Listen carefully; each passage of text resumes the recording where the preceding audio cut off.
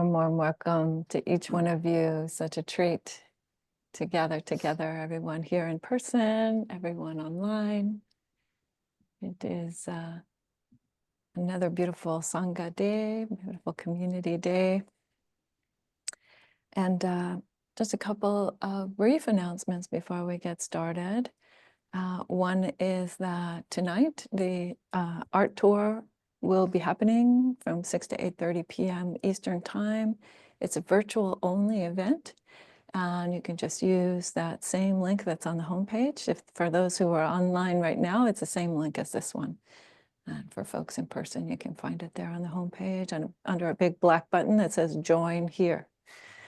So, and that's true of any of our public programs. We use the same links for all the general public programs. And what else is happening? So the vihara will be closed. I'm going to have the great privilege of taking a few days, 5 days or so, 6 days or so of silent, solitary retreat here at the vihara. So if you want to bring food, by all means, please feed the monks. But I will be in silence and the vihara will be closed. So there won't be any public programs from the 23rd to the 28th. That's also on the website, just as a reminder for you. But we will be back to the regular schedule the week of New Year's.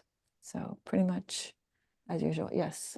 Do we just come and drop it, or how does it work? You can just knock on the door and leave it there on the stoop, and it, yep. Thank you.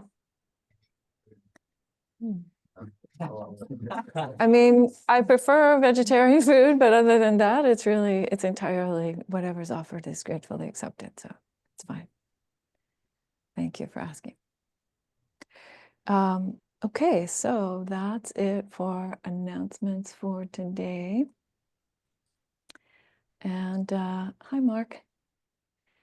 This is the regular. Hi. Hi. I'm sorry.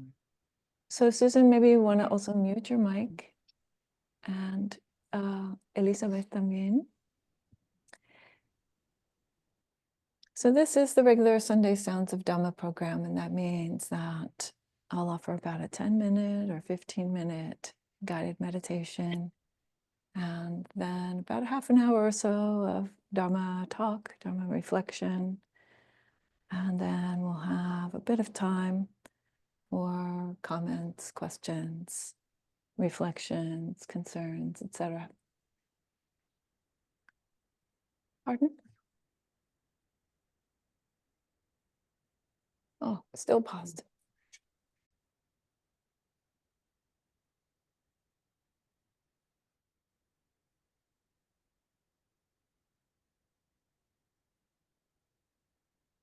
Just allowing the body to settle right here and right now in this place.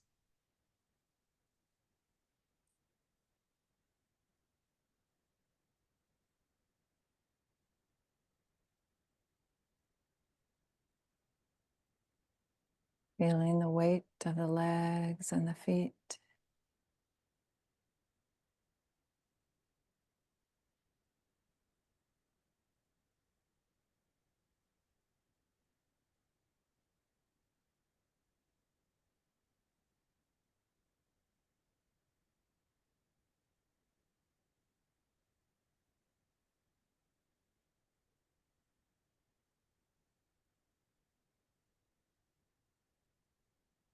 And relaxing the belly.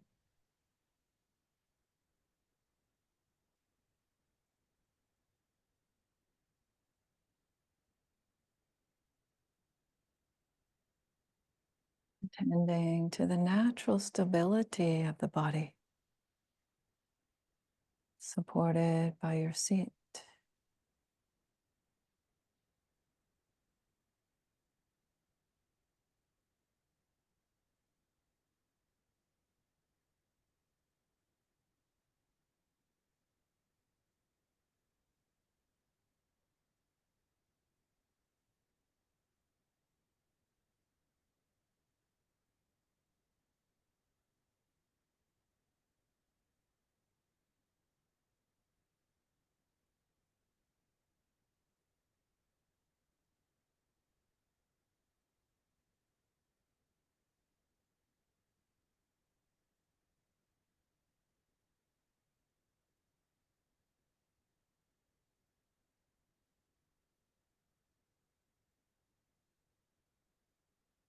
And feeling the alignment of the spine.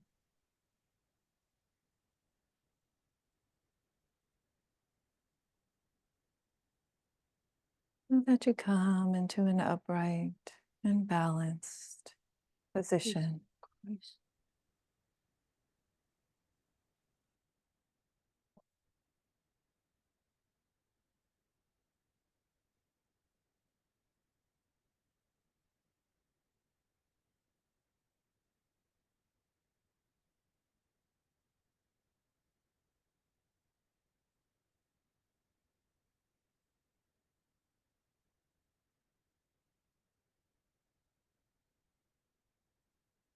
Perhaps the muscles around the shoulders and the chest.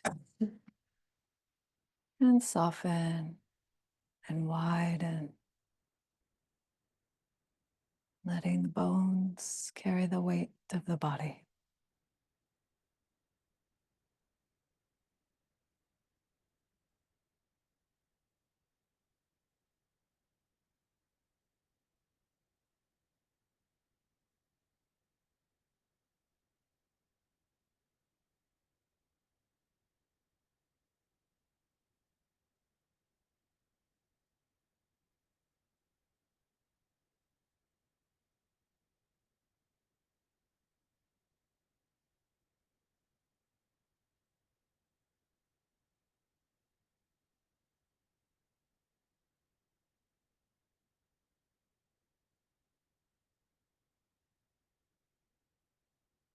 And perhaps by now the sensations of the breath breathing the body have started to come into your awareness.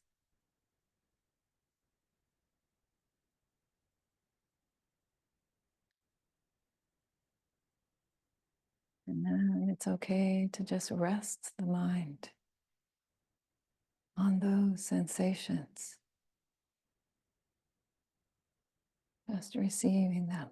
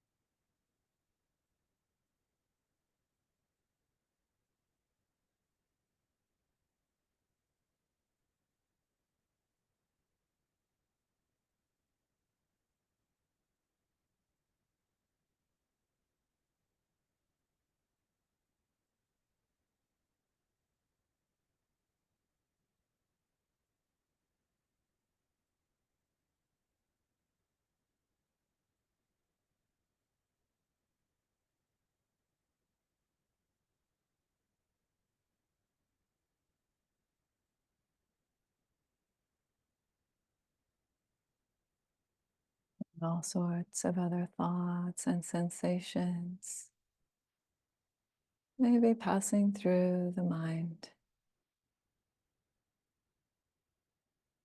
But the attention is resting on the sensations of the breath, breathing the body.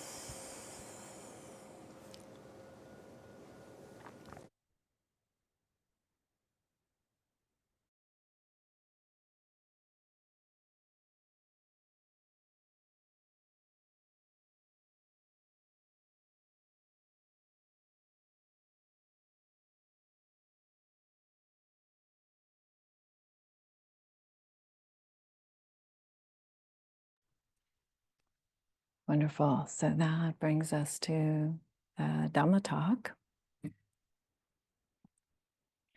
And if you have any questions or reflections about the meditation, then by all means, you can bring them forth at the end.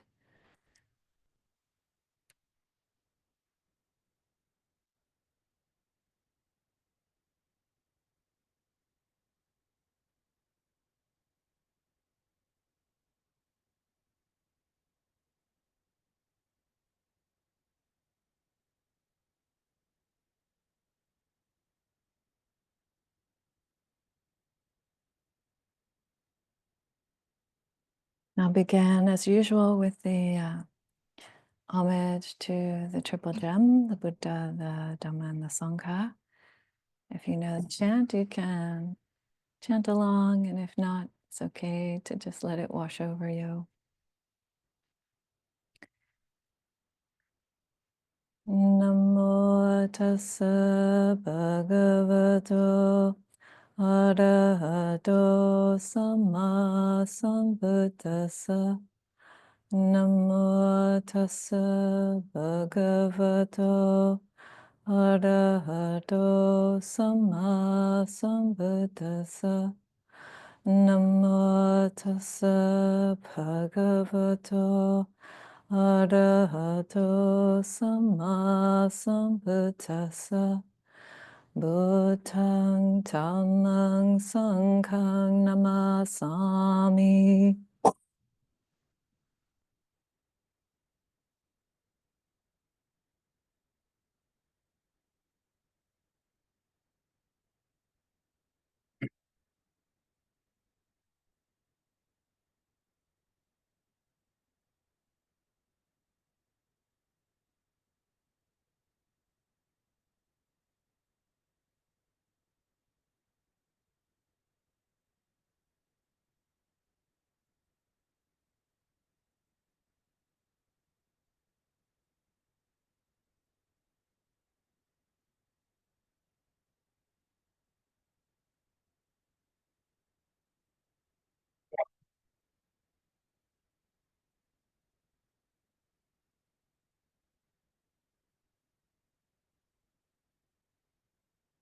You know, oftentimes I speak about the messages that we receive,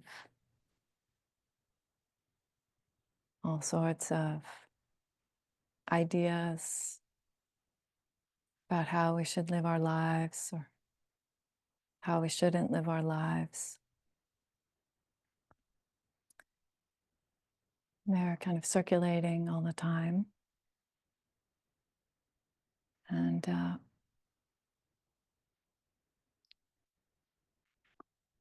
it's very important to be thoughtful about those messages that we receive and what we do with them, whether we choose to follow them or not.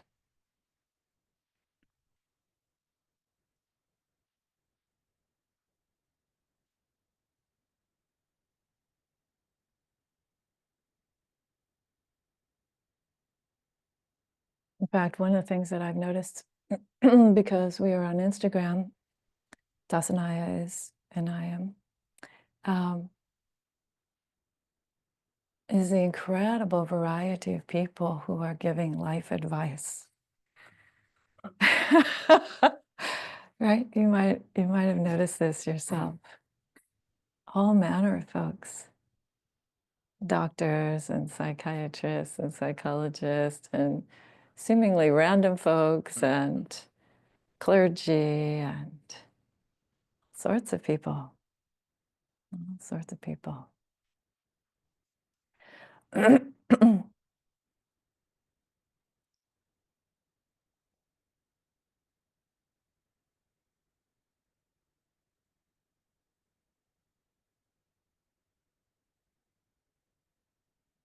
sometimes those messages can be helpful. Sometimes those messages can be quite harmful or just plain useless.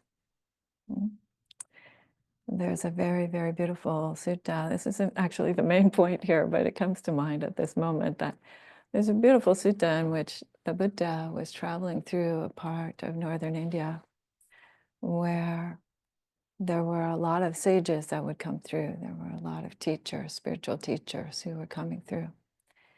And they heard that the Buddha was coming through. So they said, okay, well, let's go meet with him. And they said, you know, one person comes through and they say, this is the proper way to live your life, and everything else you've heard is trash. And then the next person comes through and says something completely different. It says, this is the proper way to live your life, and everything else is trash. And this happens over and over again. We don't really know who to believe or who not to believe. And the Buddha says, ah, you are perplexed about a perplexing matter. Yes, yes. It's hard to tell sometimes who to believe. But then he gives this he gives an interesting response. And it's a fairly nuanced response, actually. So on the one hand, he says, well, you should pay attention to the wise, pay attention to folks that you think are wise. But then he says, what's actually wise, just in case you weren't sure, is any teachings that lead you away from greed, hatred, and delusion. Things that actually lead to your happiness and your well-being, and the happiness and well-being of others. So he says, he completely demolishes all of many, many different ways of thinking about it. He says, don't try to reason it out logically. Don't go by somebody who has the oldest texts, or because they seem like a good speaker, or because they have a lot of students, or because they say, I know what I'm saying. You can not go by any of those things, but actually know for yourself that the teaching that they're sharing with you is beneficial. So this is why it's called the noble path. It is a path that is intended to lift us up and not tear us down.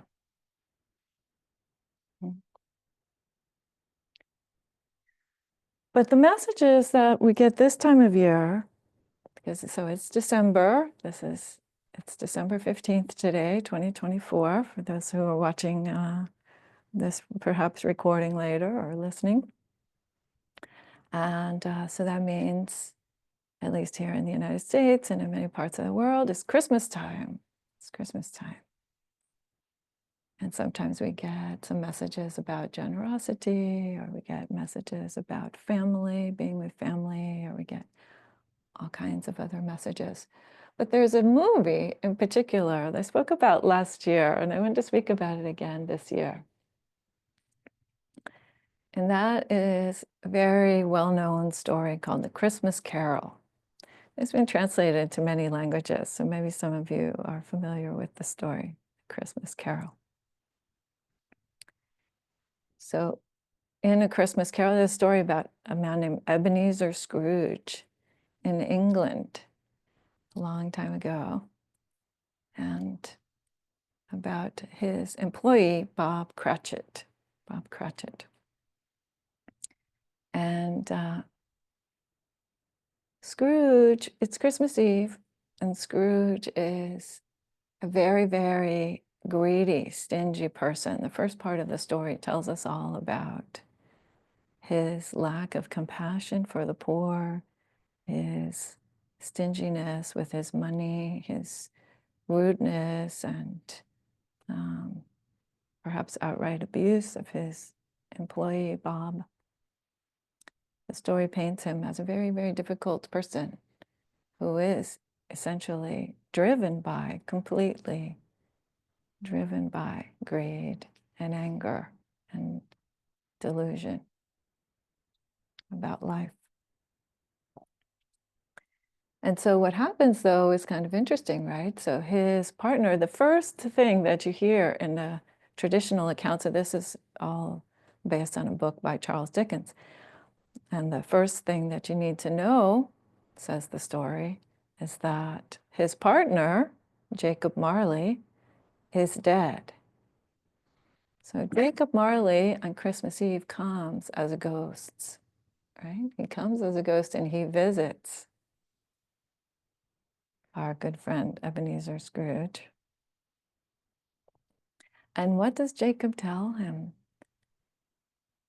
He says, you see these chains that I wear these heavy chains, which are the result of the greed and hatred and delusion of my life.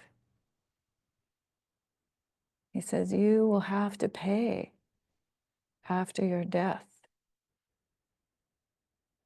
for what you're doing. And I've come here to warn you. And I think, wow, this is really a fascinating story, right? The idea that the mainstream culture is telling us that we have to receive the consequences of our intentional actions after our death.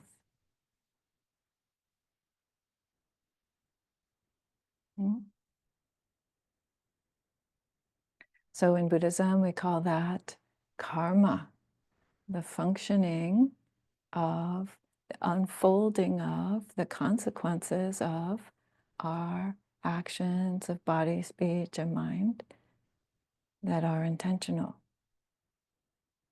It has a result at some point in the future, sometimes during this lifetime, sometimes after this lifetime. Kind of interesting. You didn't know that A Christmas Carol is a Buddhist story now, did you? Huh? And Marley also says, there's a point at which Scrooge asks Marley, well, what can I do to help you? Why are you here? How can I help you? And Marley says, you can't help me, but I'm here to help you. I'm here to warn you. So Marley has become a bodhisattva in his ghostly realm. He has decided that he wants to help, or somehow he's compelled to help by sending this message to Scrooge.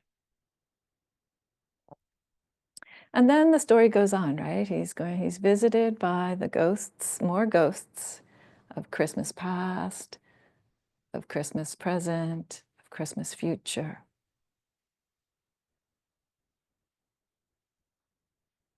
And what he sees from the ghost of Christmas past is that he had some very difficult hardships in his life, but that he also had some good role models. He had Fenwick, the man that he worked for, who was very generous and joyful.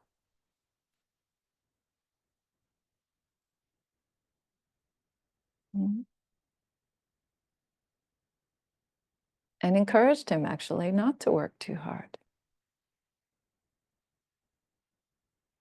So he had some good role models in his life, but he turned toward his fear and toward his greed and toward his anger and toward his confusion about life more and more. And ultimately, he loses the woman that he wanted to marry.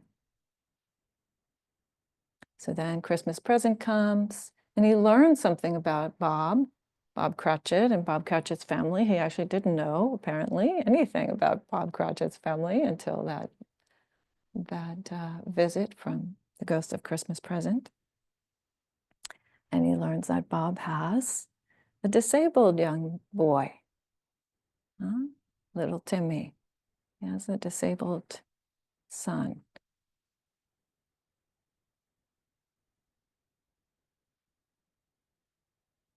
And this is crucial, right? This is crucial. Because ultimately, he starts to see something. He starts to relate to them as people. He starts to relate to Bob, not just as his labor pool, but as a person. And so when the ghost of Christmas future comes, so it's the scariest one of all, right?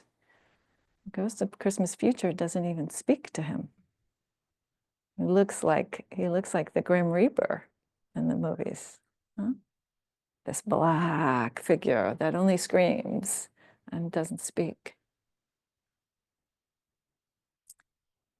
So when Christmas future comes, Scrooge gets a chance to see what the possible consequences of his actions are, right? That he will die a scorned person. He will die and no one will really have loved him. That he will, in part, be responsible for Tim, little Timmy, having an early death, perhaps, due to his poverty. We know that that's actually a fact in the material world, that poverty leads to early death. And so Scrooge really takes this in, and that is the turning point for him, actually. This moment where he realizes, he asks the ghost, in fact, he asks the ghost of Christmas future, can this be changed? Can I do something different and see a different outcome?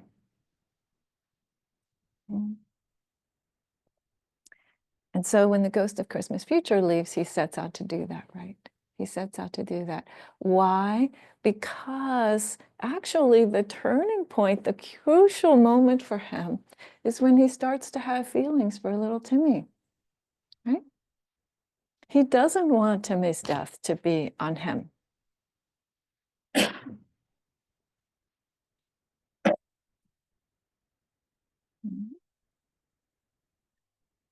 So he comes to grips with karma. He comes to grips with the idea that what the choices that he makes matters, not only to what's going to happen to him after his death, but also to the people around him. And he chooses a more compassionate way. And this is a very important lesson for all of us that is deeply embedded in the Dhamma. When we see suffering in the world, we need to not turn away from that or become bitter about it or despairing about it, but to actually let that bring forth our compassionate hearts.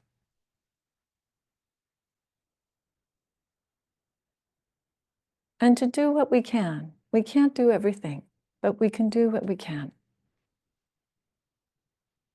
with our compassionate hearts.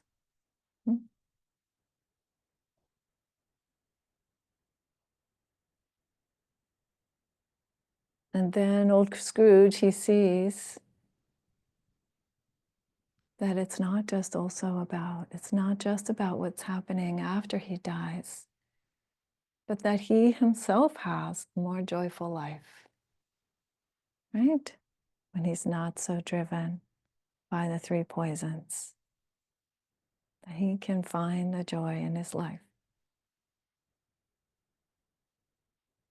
And it doesn't have to be so lonely and so bitter and so confrontational, so conflicted with everyone.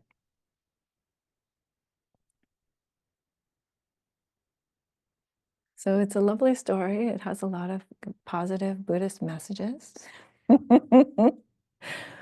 which is how I read into it. I'm sure that Charles Dickens didn't mean that, because there's also the refrain, God bless us everyone. That's to little Timmy's refrain, which is also just fine.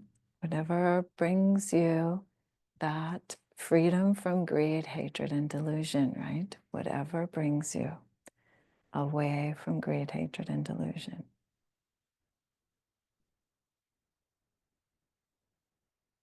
And you might think, well, in his case, it's easy. In his case, it's easy because he was wealthy already by that time. He was a rich man. That's part of the story, that he had become rich on the backs of the people that he had disregarded throughout his life. But actually, I would suggest that it's not really about that either.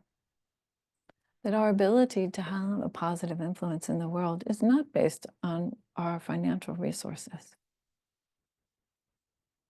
You know?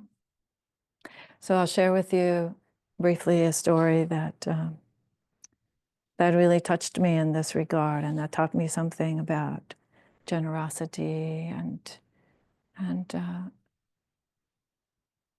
freedom from delusion. When I was a chaplain, I was a hospice chaplain. After I finished my hospital training, I was a chaplain for home hospice. So we would go and we would visit people who were not in the hospital, who were in their homes or who were in nursing homes, who had been diagnosed with 6 months or less to live. So they had some kind of terminal illness. And I was finishing up my stint as a hospice chaplain. I was going back. I was going to be working for the Institute of Buddhist Studies and doing some more studies and some more work, and actually being the dorm manager, the house mom for them at the Institute there in Berkeley. But so, excuse me, it was my last day as the hospice chaplain. So I went to lunch with my friends. This is what we always did for folks who were leaving, right? We would have lunch together, the chaplains. And while we were there that morning, one of the chaplains wasn't there because she was sick. She was homesick. And so while we're having lunch, we find out, or just shortly before that, we find out that one of the patients of the chaplain who is sick, who's not with us, is very, very close to death. That the nursing home has called and said she needs a chaplain visit today because we don't know how many hours she has left. So even though it wasn't my patient, I said, well, it's kind of on my way. I'm going down south to drop off my computer and my tag and so on. And I'm happy to visit with this person, have her be my last visit doing this with this company as a hospice chaplain. So I go to visit this woman who happens to be Jewish. And I don't know that much about the Jewish tradition, to be honest, and I didn't back then either. And I thought, well, we'll just have, we'll see what kind of condition she's in, and I can do a little prayer with her or with her family or whoever's there. And I get there, and this is one of the facilities that's actually a really beautiful place where they take care of people from the heart, I felt. It was really a good, positive place for her to be. And they say, well, we're not sure actually now how close she is or not. Maybe she will actually survive the night. We're not sure. But anyway, go see her. So I go walking in the room, and the room is very, very dark. Just a little bit of light in there. And to the left, as I walk in, there's a hospital bed there, and the hospital bed is empty. And then to my right, there's a couch, and there's somebody lying on the couch. And I think to myself, oh, they're going to let her die on the couch, actually. If that's what she wants, if that's where she's comfortable, they're going to let her die there on the couch, which is, I thought, kind of sweet, but also kind of surprising, that she's in this nursing home. But so I walk up to her, and she's very, very quiet. She's so quiet that I actually am not sure that she's still alive. So I get up very, very close to her to see if I can tell whether she's breathing. And as I get closer, she senses me there, and she wakes up a little bit. And I say, oh, okay. And I start to introduce myself a little bit. And immediately, just from her, a couple of words of response, it's clear that she's not going to be able to have a conversation with me. She's not quite that clear, but she's alert and she knows that I'm there. So, okay. And so I try to say a little something, and then she turns to me and she says, why here? Meaning me. Why are you here? Why here? And I think for a second about what's the simplest way to explain this. And I say, I'm here to offer you blessings. And she says, And I say, I'm here for blessings. So she puts out her hands. She grabs my two hands very firmly. I thought, oh, wait. Now I see why they're saying she might not die tonight, actually. She grabs my two hands and she waits. And I lower my head for a moment because I'm trying to think of what's the proper thing to say, right? I don't know. There's no Jewish blessing that's coming to mind right then in that moment. I'm just kind of pausing. And she says to me, blessing. And I say, blessing. And then she says to me, blessing and blessing and blessing and blessing and blessing and blessing and blessing and blessing. And she gets so excited that she's almost sitting up in the bed. And now I'm saying blessing, blessing, blessing back to her. And we're blessing each other in that moment. And it's so beautiful because what? These might be her last hours. And she may have nothing in her life anymore, but she has a heart of giving blessings.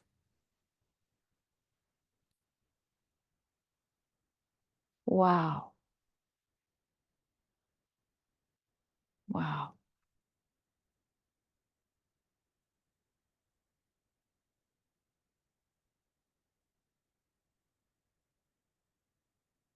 So we had this beautiful moment together. Even though we didn't know each other, it wasn't even really in her tradition. There wasn't any money exchanged.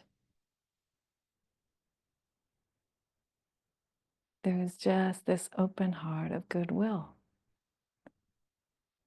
This beautiful open heart of goodwill between us, both of us. A beautiful meeting for just a moment, you know?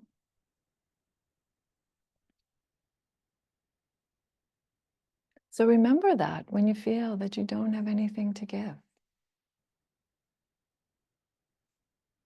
or that somehow someone should give it to you.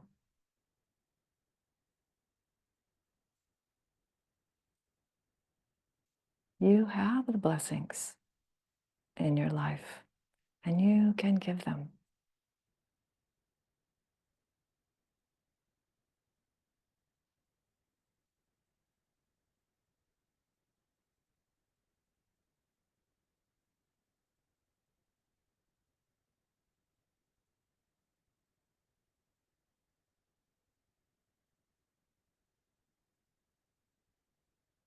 And then a funny little twist, as life sometimes happens.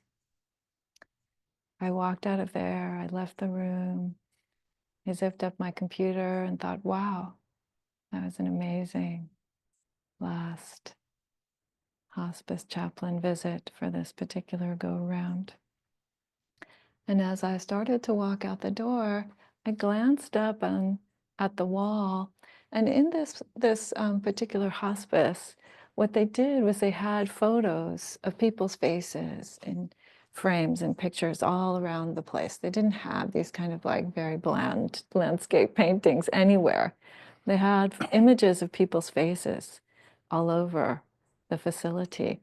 And I glanced up at the wall as I was about to leave the facility, and whose smiling grin was facing me but Suzuki Roshi. I had the photo from the back of the book, Zen Mind, Beginner's Mind. There's this photo of Suzuki Roshi, the founder of San Francisco Zen Center, where I had trained. Right up until I had been in residence there right up until my hospital chaplaincy training. And there's Suzuki Roshi's face grinning back at me. Like if you didn't already think this moment was special, this is a reminder. This is a reminder that our practice is right in front of us every single moment of every single day.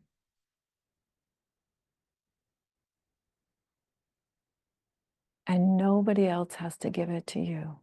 You give it to you.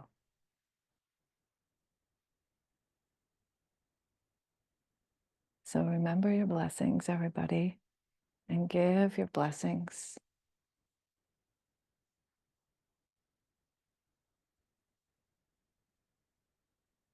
And when you can't, if you can't, then just reach out to your Sangha friends. That's what we're here for. So many blessings to you all today.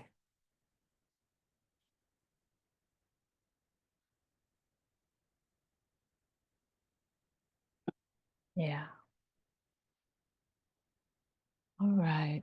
So,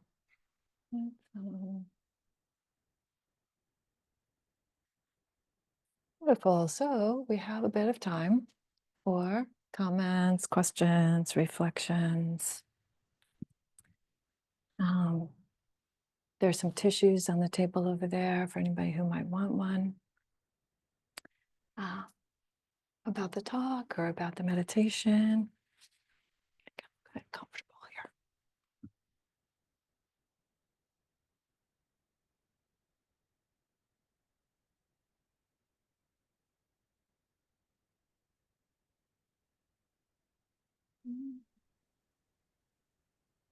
Hi, Kylie. Hello. Thank you for that beautiful couple of stories. I jotted down earlier, thankfully I jotted it down because I forgot about it at the second story, but when you were talking about the Christmas Carol story,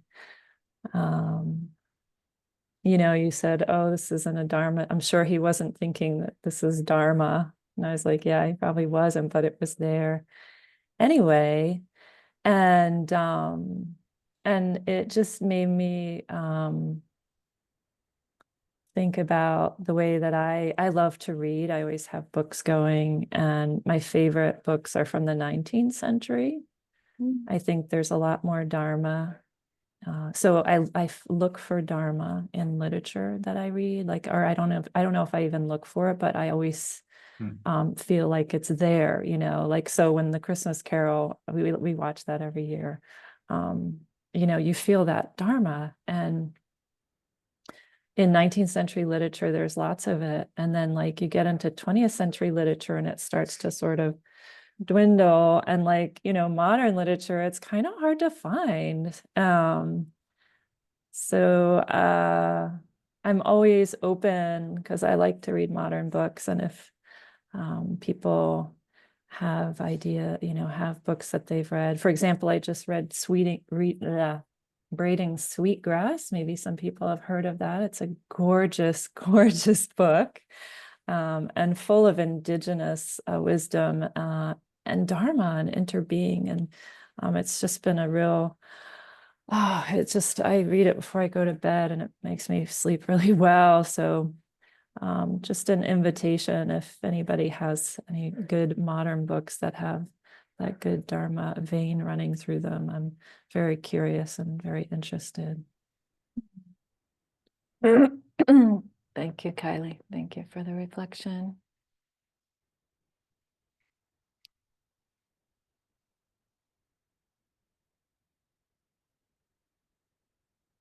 Since I don't read anything but Dharma books, I can't really say. So y'all will have to think about it and reply to Kylie at some point now or later. Yeah, feel free to chat or email me or anything. But yeah, Dharma books are great too. I have a pile of those too. Yes, yes. Well, and the other thing I want to say is, sadly, I mean, a lot of you could say that any story that you see is telling you the story of either choosing suffering or choosing the road to non-suffering, right? So even really difficult things that I couldn't read or watch, I know are actual Dharma, in the sense of, if we're really serious about, understanding the Four Noble Truths. But it's nice to find a positive Dharma, actually. Yeah, it's nice to find a thread of more explicit or more Thank you positive for Dharma. that reminder. It's so true. Thank you. Yeah. Yeah. Hi, Stick. Hi. So just a reflection on Kylie's comment. Thank you for that, Kylie. One of the things I notice when I go to the library, there's a plethora of search for meaning books. Okay. A plethora of this search. You go, Mm. And it seems to be just exploding the universe of that. So I think among the different pieces, there's lots of it. There are little nuggets to be found, like the one that you just described. I think that's something to maybe keep in mind. But I Mm. think of what is suffering? Okay, that you got tons and tons of that stuff on the market. Um, just the reflection. Yeah. Mhm. Mhm. Yes. Yes.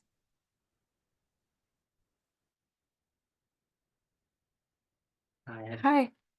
Would you be okay with using the mic so folks online can hear you? Yeah, and please tell us your name too. That little round part at the top is the top of it. Okay, gotcha. No, that This, part. okay, Yeah, great. there you go. Hi, how's it going? My name's Jet, like the airplane. So this is my first time here. So thanks for Hi, Jet. welcoming me here. Welcome.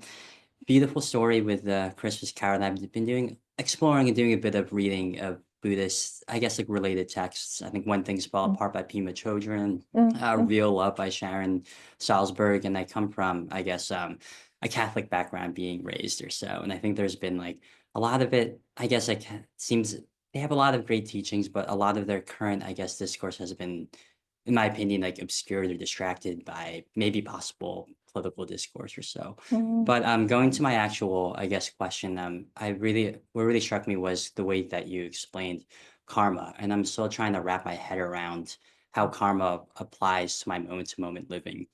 And there are a lot of dimensions of karma that you presented, such as, karma in the afterlife versus within your life, or versus just to those that you affected, I guess, with your actions or so. And one thing that I noted while I was listening to that is questioning, I guess, if we do good actions in the name of an imagined afterlife, regardless of if you believe, there is one, or just versus leaning on to karma for, I guess, the intrinsic good of actions for yourself and others. And I don't know, maybe I'm going a little bit all over the place, but the idea of Tonglen kind of like came up to me, just like kind of like trying to experience the suffering of other people, and in the way like I was kind of interpreting as on a way of being open to karma or so, like whether I don't know, you're experiencing the suffering of others. But I guess going back to circling back to the original point, I guess how do we imagine karma and balance, balance that inner moment to moment living, I guess. Like, Okay. yeah, Okay. I don't even know if I'm articulating my question. I think we got it, Jet. I mean, there are several questions in there. So let's see. And karma's obviously a big topic. But let's see if I can succinctly try to address this. So karma is the Sanskrit word and kama is the Pali word. Okay. And karma, I like to use this metaphor of thinking about it, the simile of like karma is like gravity. It's like a principle that is at work at all times in all places. And what karma does is that intention is what kind of hooks the energy of karma, or what sets karmic momentum in motion. So then we have this word vipaka. Vipaka is the resultant.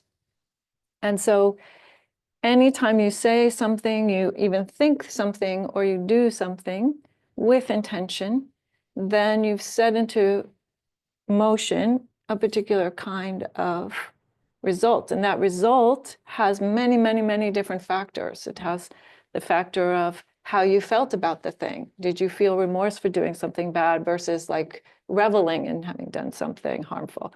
Or it also has the factor of, the amount of planning you did, the amount of intention behind it, whether it was something more spontaneous or something longer planned, all kinds of other factors. So, and the vipaka, so the resultant, and that's where we're going here with this, it sometimes is very quick, and it sometimes could be many, many, many lifetimes in coming. And we don't know exactly how all that works out, those kinds of conditions, and sort of what's the flow of the completion. And that's the good thing about karma, is to remember also that all karmic momentum has an ending. It's not permanent. Your karma is not permanent. It's a rising and sort of energetically waiting for it to blossom, then it blossoms, and then it's done. You know, that particular energetic momentum is complete. And, you know, it's pretty easy to see. So a good example would be, you know, you are talking to your friend and you say something nasty about somebody else, and then that person finds out that you are gossiping about them in a nasty way, and they get nasty with you and say, you know, hey, like, why didn't you come talk to me or whatever? That is a karmic consequence of that intentional speech that you did that wasn't so skillful.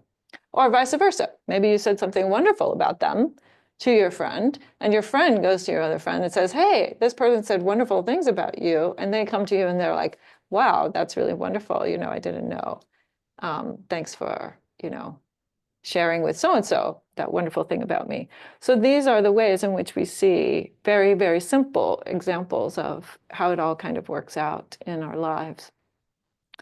And so just to say one more metaphor for this, which is kind of helpful, because the other thing is the issue for many, many people that makes karma difficult to understand or to believe in, basically, is the aspect of us not knowing when it's ripening, or even whether a thing is a ripening, or if it's just, you know, an accident. So like if you're in San Francisco, when there's an earthquake, that's just a physical accident of the world. You happen to be in San Francisco and there's that earthquake, and that earthquake happens.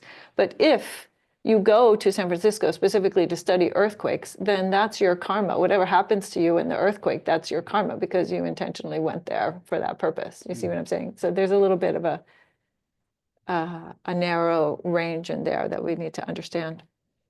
But anyway, the last metaphor that I want to share about karma is that I often talk about it as like billiards, right? So you have your rack of the balls, however many balls it is, I actually honestly don't know. But you have them all racked up in a little triangle there, and then you have the cue ball, the white one, right? And so every time you do something with intention, it is like breaking the rack. It is like breaking all the balls. So they go in different directions each time, right? It's not totally predictable what those different effects are going to be. And that's happening if you think about how many intentional things you do in the course of a single day, right? Then there's a huge amount of momentum. So we think also about karma as being like a stream or like an ocean of your own karma, right? So the general idea would be put in as much positive to the stream as you can, right? And then you sort of have to let the other things kind of work out. So when you mess up, then those things will work themselves out in hopefully a better context. That was extremely helpful Okay, explanation. And I think good. one Good. last question, I guess, going off of that to kind of clarify it. So that Oh, yes, okay. yeah, sorry, it's just so folks online can also hear it. And we're almost at the end of our time, so. Yeah, so We are really at the end quickly of our going back to your example about saying something bad about someone and having that come back to you, Mm. the thought that I had was, even if that person didn't go to that friend about that good thing or bad thing that you said, but maybe later in the day you start reflecting and saying, oh, I'm not sure if I should have said that. I'm not sure if that person judged me for saying that. I'm sort of interpreting that as part of the karmic kind of fabric or Exactly. so, like the mental emotional repercussions of being guilty about saying something bad, or even the good things you said about that person, even if it didn't go to that person and you didn't Right. get like a physical, like, I don't know. Exactly. So whether or not you saw it come back to you, the fact that you said those things, positive or negative, is going to have its effect on you. And your reflection about that, right? So if you feel good about having said something about someone positive, then that's great. That kind of increases, ostensibly, as it's been described, increases the beneficial outcome that would come out of that. Again, whether you see it or not. And vice versa. If you said something horrible and then you think to yourself later, you have a regret about that, and we're like, oh, yeah, that wasn't right speech. That wasn't a good way to talk about that person. Whether or not it gets back to them, you have learned that lesson, but you've also slightly, apparently, mitigated that karmic outcome of what will happen with that, because it doesn't have it's like all the intention or all the motivation around a particular act gets kind of blended together. At least that's how it's described in the ancient suttas. Thank Yeah, you're welcome. You're welcome. Okay, so Dana wants to make the announcement. Okay, yes, thanks, Kylie. Before I dedicate the merits, so folks can please just hang in there for a moment. And Dana? Yeah. Thank you. The practice of giving and receiving has been a part of Buddhism since its inception. Giving to the Dassanaya Buddhist Community supports our guiding teacher, Dhammadīpā, the physical location at the vihara, and allows us to continue to offer Buddhist teachings in support of the awakening of all beings. Our support pages are on the website under the support tab. In addition, about once a month, we send an email newsletter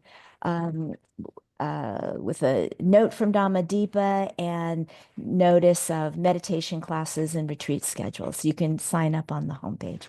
Thank you. Thank you, Dana. Thank you, dear Dana. And thank you, Dana, for your service to the community. Dana You're is president, actually, of the board. And she's also the person who does our website and so many wonderful things. So yay for Dana. She's a good, very important person for our community. Yes, big heart for her.